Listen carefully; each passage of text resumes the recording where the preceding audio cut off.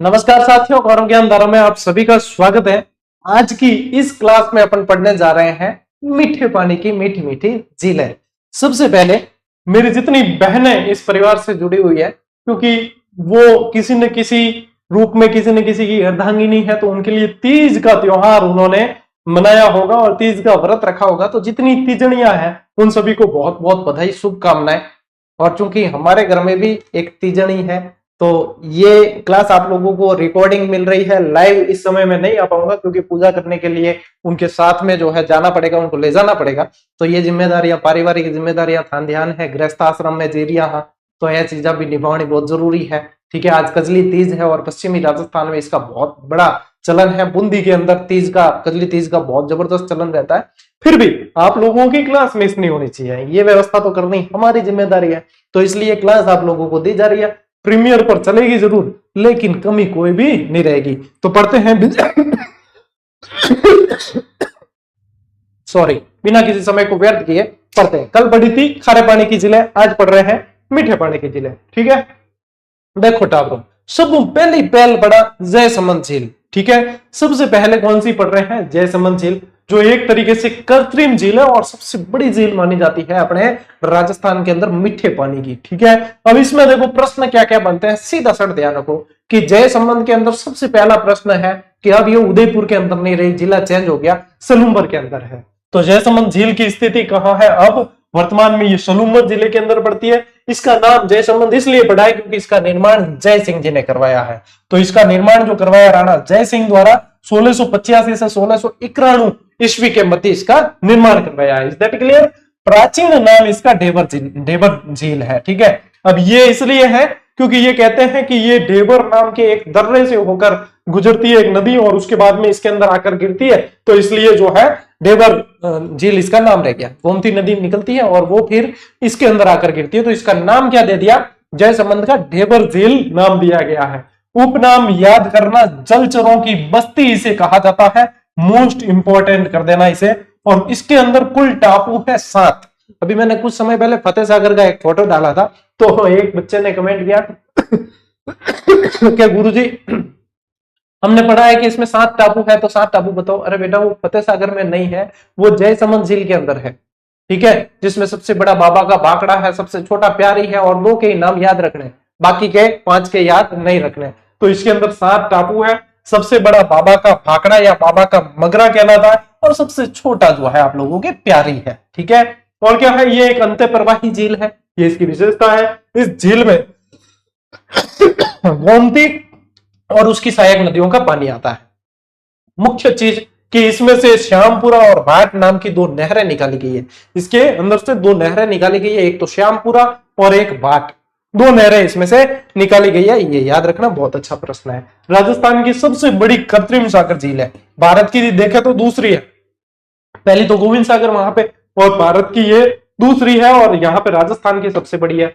सबसे बड़ी मीठे पानी की झील है, कृत्रिम है, ये प्राकृतिक नहीं है। ठीक है, ये आप लोगों को हमने 180 नंबर के जीजीडी फैक्ट के रूप में भी ये चीज प्रोवाइड करवा रखी है। तो इसका बढ़िया देखो, कितनी शानदार दिख रही है। जो पीछे आप लोगों को दिख रही है ना, ये जयसमंद झील है पूरी तरीके से। तो इसका एक स्क्रीनशॉट लो, फिर इसकी मैं और जानकारी आप लोगों को बताता हूं। देखो, अब समझने सब बढ़िया तरीको है कि जिला समझनी, डायग्राम समझो। ठीक है, अब मान लीजिए ये जयसमंद झील है। अब इसको देखो अंडाकार लिया है, यानी कि जो झील जैसी है वैसा ही इसको लिया गया है। ये आकार में अंडाकार है एक तरीके से, है ना। इसके अंदर क्या है? 7 टापू है। मैंने आप लोगों को बताया ना, इसके अंदर 7 टापू है। ठीक है, 1 2 3 4 5 6 और 7 हो गया। फिर देखो क्या है, 7 टापू है। सबसे बड़ा जो है, इसका नाम अपने को क्या ध्यान रखना है? बाबा का बाखड़ा। इसका नाम क्या ध्यान रखना है? बाबा का बाखड़ा। और सबसे छोटा जो है, इसका क्या नाम है? प्यारी है। अब एक जना पूछे कि गुरुजी 5 के बाकी के नाम बताओ, तो पूछते नहीं एग्जामिनर, और पढ़ने कोई नहीं मिलते। तो इतना एक्स्ट्रा अपने लिए जीके को कठिन नहीं बनाना है, आसान बनाना है। तो वो पूछा पूछी इतनी एक्स्ट्रा नहीं करनी है। इसके अंदर कौन सी नदी आकर गिरती है? गोमती नदी आकर गिरती है। ठीक है, और ये मोस्ट इंपॉर्टेंट है कि इसके किनारे क्या क्या है, ये पूछा जाएगा। तो इसके किनारे नर्मदेश्वर महादेव का मंदिर है। इसके किनारे चित्रित हवा महल है और इसके किनारे रूठी रानी का महल है। क्या क्या है बोलो? नर्मदेश्वर महादेव मंदिर है, चित्रित हवा महल है और रूठी रानी का मंदिर है, रूठी रानी का महल है इसके किनारे। तीन चीजें, तीनों की तीनों इंपॉर्टेंट है, ध्यान रखनी है, यहां से प्रश्न पूछेगा एग्जामिनर। ठीक है, और क्या ध्यान में रखोगे?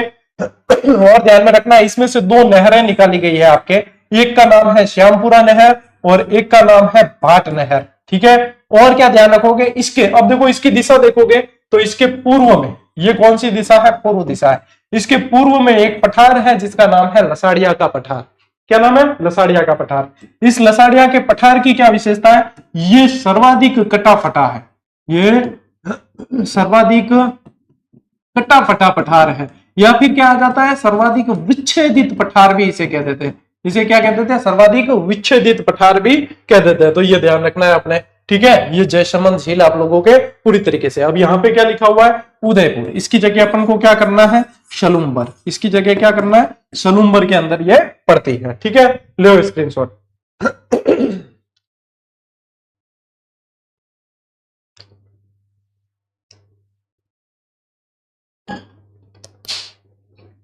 आगे बढ़ते हैं। इसके बाद में एक और महत्वपूर्ण झील है राजसमंद झील। ये ऐसी झील है जिसके नाम पर जिले का नाम है, एकमात्र झील जिसके नाम पे जिले का नाम है। राजसमंद का नाम पहले राजनगर था। राजसमंद जो जिला है उसका नाम क्या था? राजनगर। लेकिन राजसमंद झील के कारण इसका नाम फिर राजसमंद है।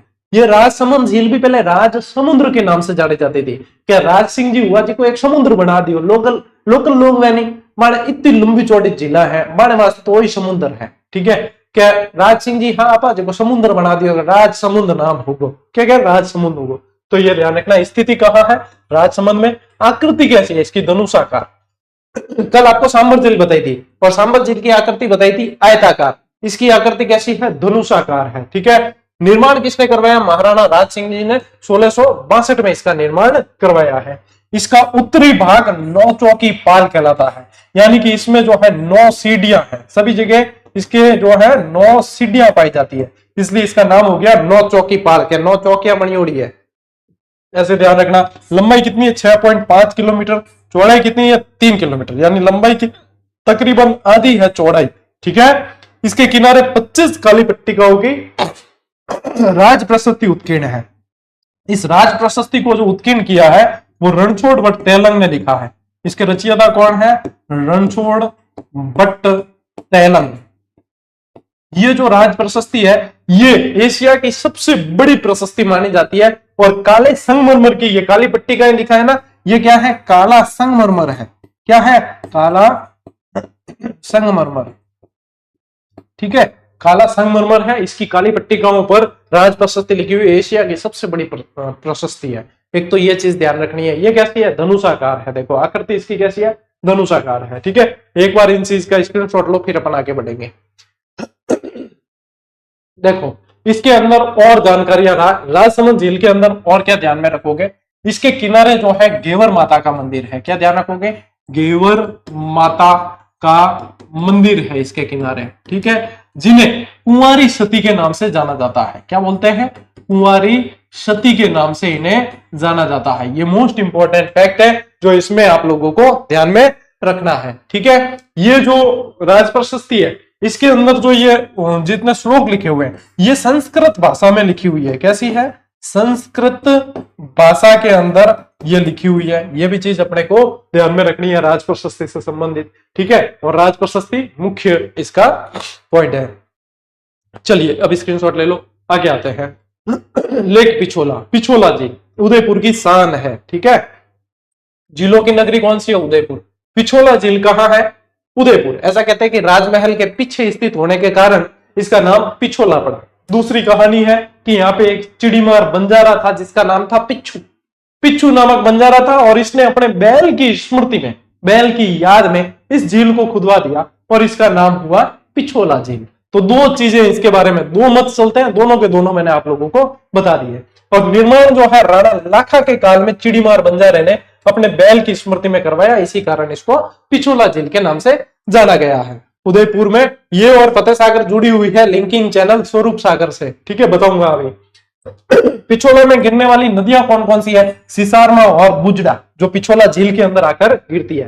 पिछोला की विशेषता है कि देश की पहली सौर ऊर्जा चलित नाव पिछोला झील में चलाई गई थी। मोस्ट इंपोर्टेंट फैक्ट है, क्या है? सबसे पहली सौर ऊर्जा से चलने वाली नाव कहां चलाई गई थी? तो पिछोला झील के अंदर चलाई गई थी। ठीक है, फिर देखो पिछोला के किनारे नटनी का चबूतरा है और जगनिवास महल बना हुआ है। क्या बना हुआ है? जगनिवास महल। जगनिवास महल बना हुआ है। ये नटनी का, नटों का देखो काम होता है करतब दिखाना। ठीक है, और नटों के संबंधित दो आप लोगों को पढ़ने को मिलेंगे, एक तो जालौर के अंदर है और एक यहाँ है। एक जगह गलकी है नटनी, एक जगह श्रृंगारी है। ठीक है, इनमें क्या होता है? राजा कर देते हैं चैलेंज। कोई कहता है क्या तो रस्सी माथे चाल सके, कई कहते हैं कह तो रस्सी माथे चाल सके, कहीं थोड़ी देर राजा जी क्या नहीं हो सकता, अगर रस्सी पर चल जाए तो मेरा राजगाज जो है आधा राजगाज इसका, ठीक है, आधा राज्य इसके। तो नटों का क्या काम होता है? रस्सी पर करतब दिखाने का वगैरह ये काम होता है। और ये लकड़ी लेकर जो है डिंगडांग डिंगडांग चल लेते हैं। तो ऐसे कैसे जो है ये पहुंचने वाली थी, पार करने वाली थी इस झील को, क्या पार कर देगी तो अपने आधा राजगाज इसका। तो जैसे ही पार करने वाली थी तो सामंतों ने देखा गया तो राजा जी सर लगा दी, हार गई, राजगाज देना पड़ी और इज्जत रही पतारी हुई।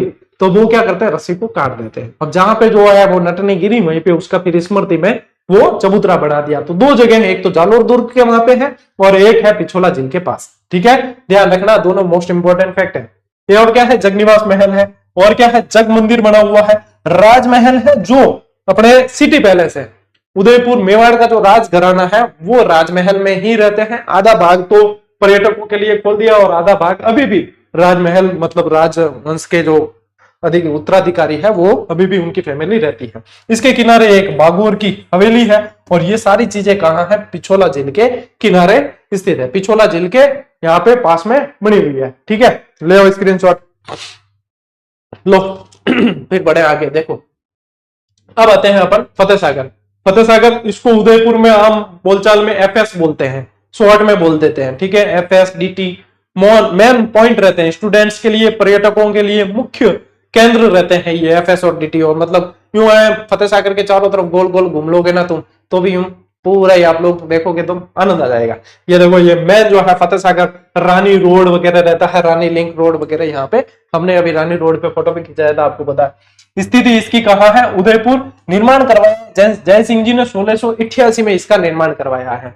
पुनर्निर्माण करवाया फतेह सिंह जी ने 1888 में, तो नाम हो गया फतेह सागर।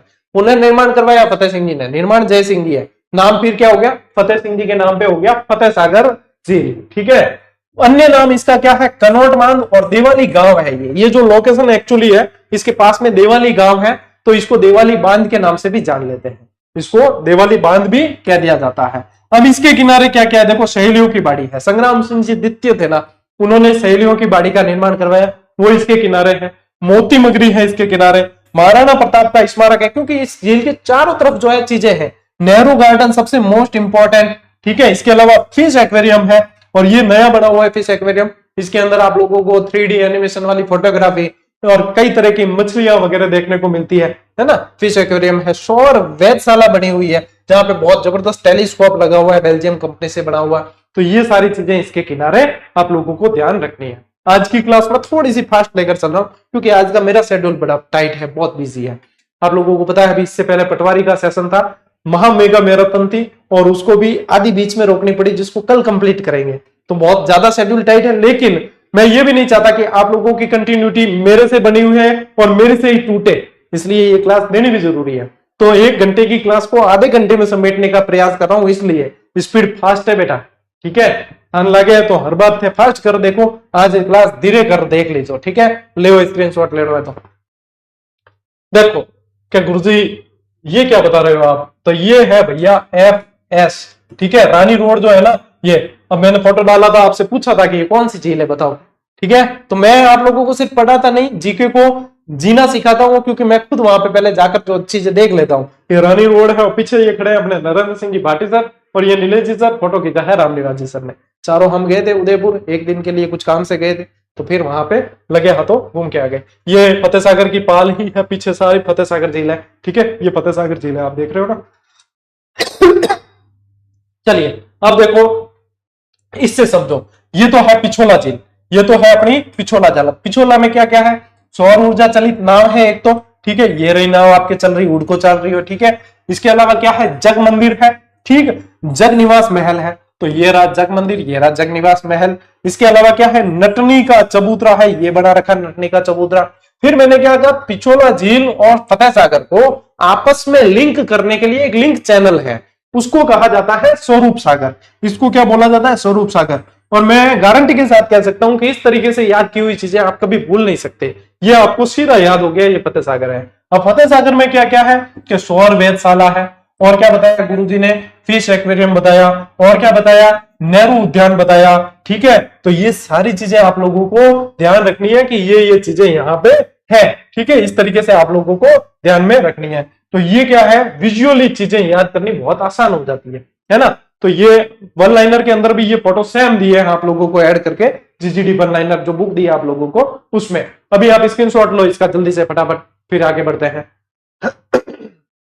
चलो देखो, अब आते हैं अपन माउंट आबू चलते हैं। अभी क्या गर्मी कम नहीं हुई है, थोड़े ठंडक वाले एरिया में चलते हैं जहां पे माउंट आबू में है एक नक्की झील। इसकी विशेषता है कि ये सबसे ऊंचाई पर स्थित है और सबसे गहरी झील भी है, सबसे गहरी झील भी यही है। इसकी स्थिति माउंट आबू सिरोही के अंदर है ये, यानी कि आपने बताया सबसे ऊंची ऊंची चोटियां कहां है, तो सिरोही में। देखो माउंट आबू सिरोही में, किंवदंतियों के अनुसार इसका निर्माण जो है देवताओं ने करवाया है। देवताओं में भी पूछ ले तो रशिया पालम, देवताओं में भी पूछे तो रसिया बालन द्वारा इसका निर्माण बताया जाता है। लेकिन एक्चुअल में ये एक क्रेटर झील है। क्रेटर झील का मतलब होता है ज्वालामुखी क्रिया द्वारा, ज्वालामुखी क्रिया द्वारा निर्मित, ठीक है। ज्वालामुखी क्रिया और ज्वालामुखी के छोटे मुख से निर्मित होती है, उसको बोला जाता है क्रेटर झील। बड़े मुख से निर्मित है, उसको बोला जाता है कल्डेरा झील, ठीक है। यह राजस्थान की सबसे ऊंची और सबसे गहरी झील है। गरासिया जनजाति जो है उनका आध्यात्मिक केंद्र भी यही है। लेकिन आप लोगों को जो प्रश्न पूछेंगे वो ये पूछते हैं इसके किनारे क्या क्या है, उससे प्रश्न पूछा जाता है। तो देखो, एक तो ये ध्यान रखना कि ये 1200 मीटर ऊंचाई पर है, ठीक है, सबसे गहरी है। दूसरी, इसके किनारे देखो टॉड रॉक है, मेंढक जैसी चट्टान है। नन रॉक है, जैसे घूंघट निकाली हुई महिला जैसी चट्टान है। इसके अलावा नंदी रॉक है, इसके किनारे हॉर्न रॉक है, ठीक है। इसके किनारे रघुनाथ जी का मंदिर है, इसके किनारे रघुनाथ जी टेम्पल है, और क्या है, गोपीचंद गुफा है और चंपा गुफा है। इस चंपा गुफा में विवेकानंद जी ने क्या की थी, तपस्या की थी। विवेकानंद जी ने आध्यात्म के लिए यहाँ पे समय बिताया था। तो चंपा गुफा, चंपा केव, मैं आप लोगों को फोटो बताता हूँ, ठीक है। इसके अलावा गोपीचंद गुफा, और ये ध्यान रखना ये सब इसके किनारे हैं, ठीक है। लो एक बार स्क्रीनशॉट, आगे बताता हूं मैं चीज। देखो ये तो है टॉड रॉक, ठीक है। हम गए थे अभी कुछ समय पहले ही घूमने माउंट आबू, तो ये टॉड रॉक है। सुबह सुबह हम गए थे, देखो वो टॉड रॉक दिख रही, ठीक है। फोटो भी बढ़िया है, तारीफ कर सको एडोकी कौन है, मैं तारीफ जो है हजम कर लिया अंगरू। तो ये टॉड रॉक है, ये हमारी टीम के साथ में हम गए थे घूमने, जो भी जुड़े हुए हैं जीजीडी से उनके साथ। और ये देखो, ये है चंपा गुफा। ये क्या है, ये है आप लोगों के चंपा गुफा। तो मैंने प्रयास किया कि भाई जब विवेकानंद जी को यहाँ पे ज्ञान प्राप्त हुआ, तो क्या पता इस ना समझ अबोध बालक को भी ज्ञान प्राप्त हो जाए, थोड़ी सी कोशिश कर लेते हैं, ठीक है।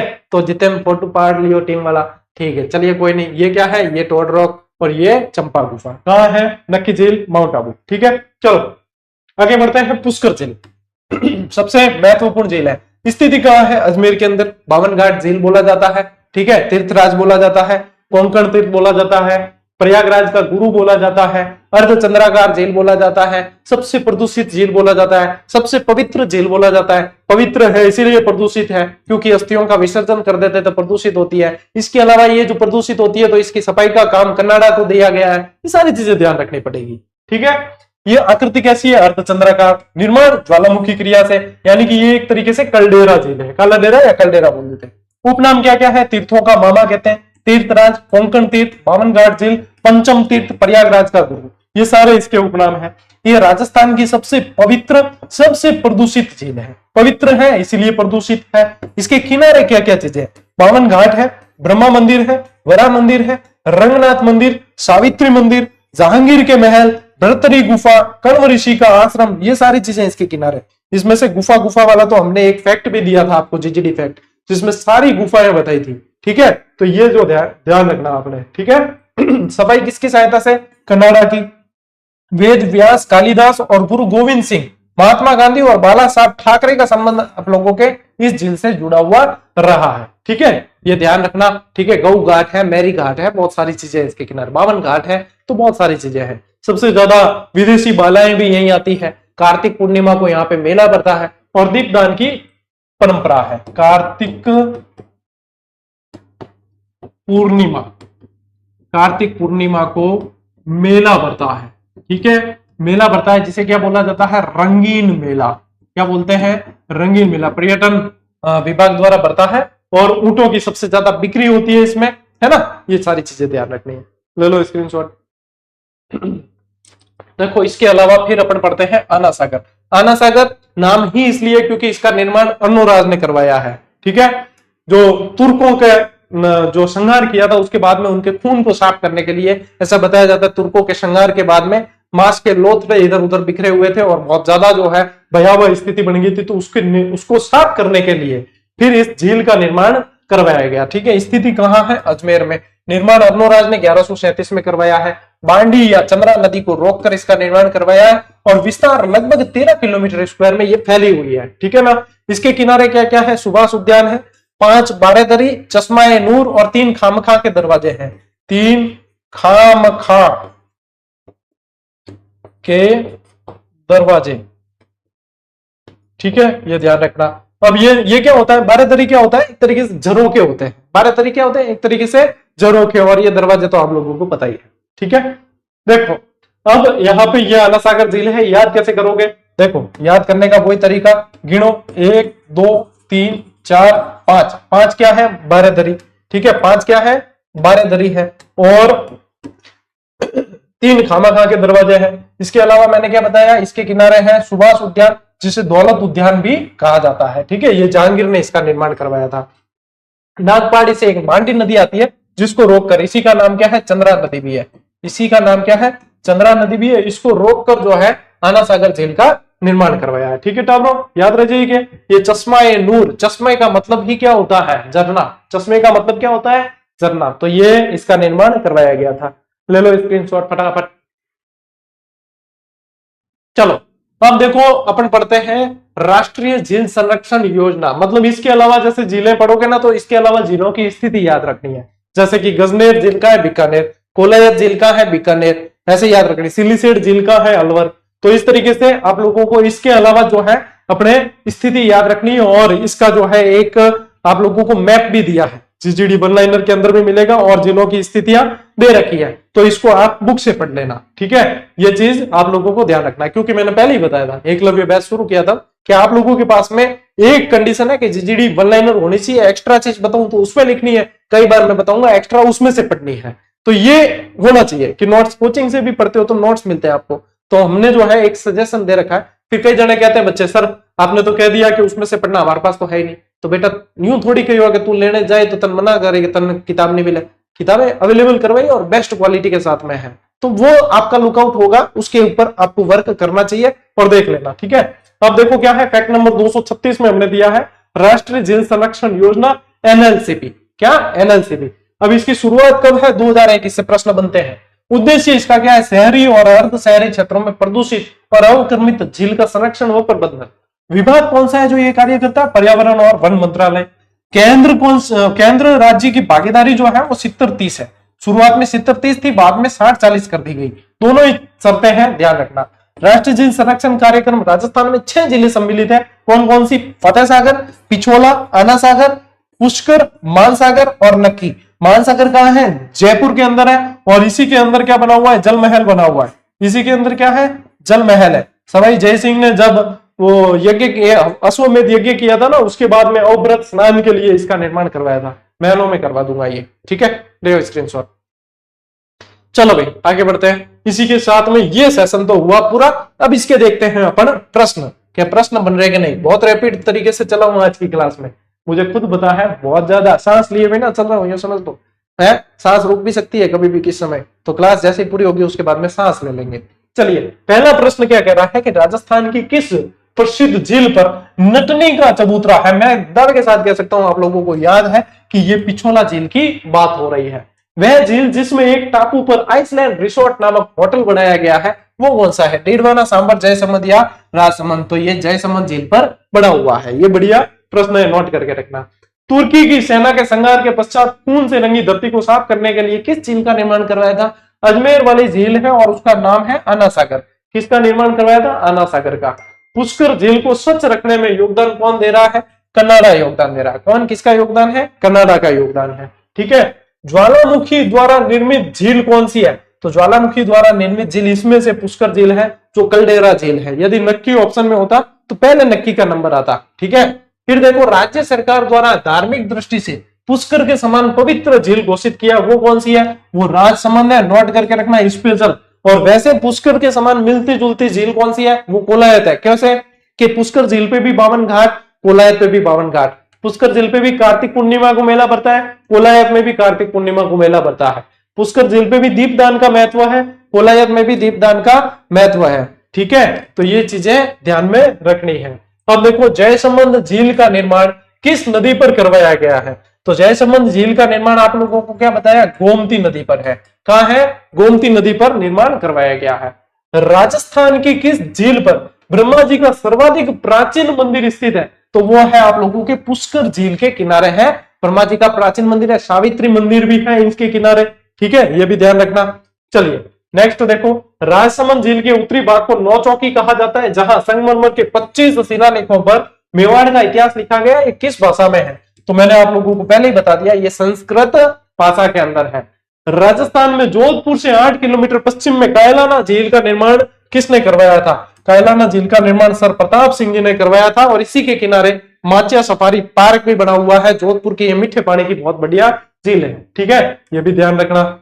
चलिए इसी के साथ में अपना ये भैया रैपिड द्रुत गति वाला सेशन पूरा हुआ और झीलें भी आप लोगों के इसी के साथ में पूरी हुई। लाइव में मैं ये क्लास तकरीबन अपन आराम से चलते हैं ना, तो ये होती लगभग 50-60 मिनट की, यानी कि 1 घंटे की क्लास होती। लेकिन कंटेंट में कोई कमी नहीं है, मैंने अपनी स्पीड को बूस्ट किया है बस। बाकी आप लोगों के सारी की सारी चीजें आ गई है। ठीक है, बाकी मैंने कहा है आप लोगों को एक तो मैप पढ़ लेना बुक से, ठीक है, और जिलों की जो आपको स्थिति सार नहीं दे रखी है ना, वो उसको पढ़ लेना कि कौन सी जिल कहाँ है, वो इंपॉर्टेंट चीज है। ठीक है, चलिए साथियों, आज की क्लास में इतना ही। अब मिलेंगे अगली क्लास में, अगले सेशन में। तब तक के लिए राम राम, जय हिंद।